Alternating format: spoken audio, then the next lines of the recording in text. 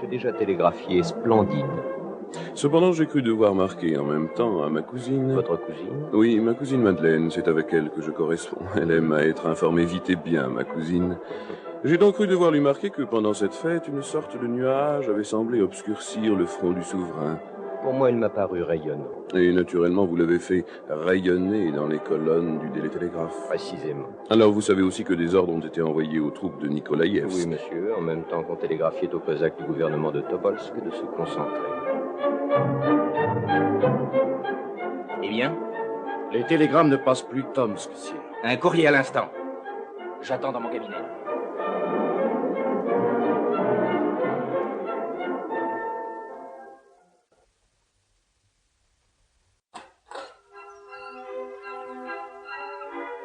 Le général Kissov. Ce courrier. Il est là, sire. Est-il prêt à partir? Il attend dans la salle des gardes les ordres de votre majesté. Qu'il vienne. Entrez. Ton nom? Michel Strogoff, sire. Ton grade? Capitaine au corps des courriers du tsar. Tu connais la Sibérie? Je suis sibérien.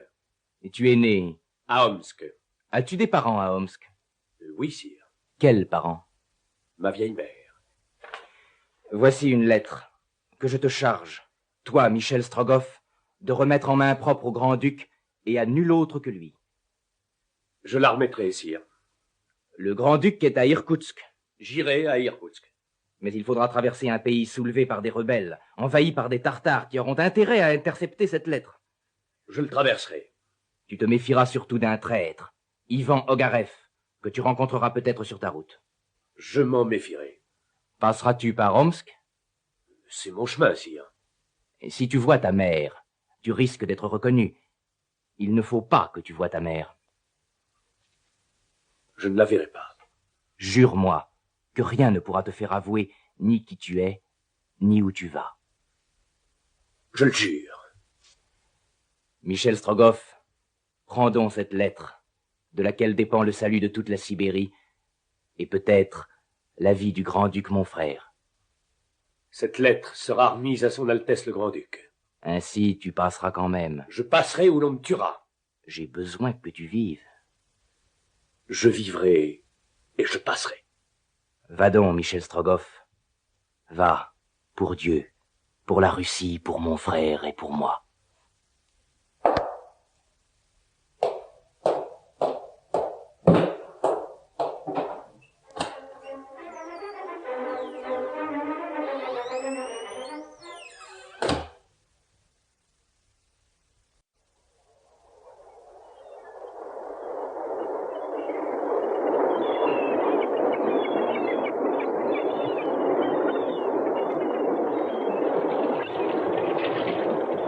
Mademoiselle, jusqu'où allez-vous?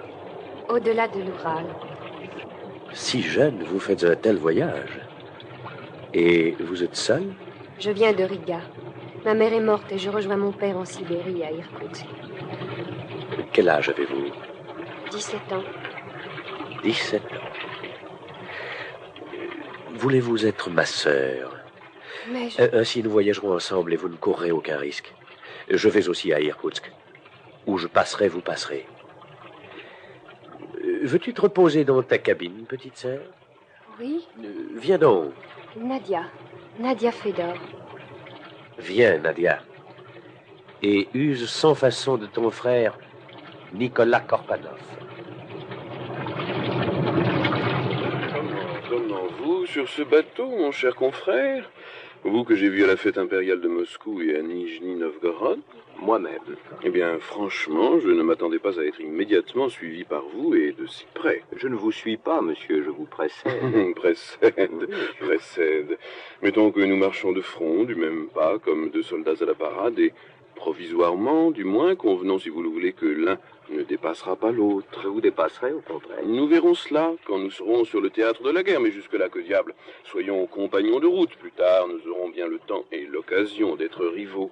À propos, j'ai pu ce matin télégraphier à ma cousine dès 10h17. Et moi, au Daily Telegraph, dès 10h13. Bravo, monsieur Blount. Très bon, monsieur Joly. Pour continuer à écouter ce livre audio gratuitement, cliquez sur le lien dans la description et vous pourrez l'écouter en entier sans frais grâce à l'essai de 30 jours d'Audible.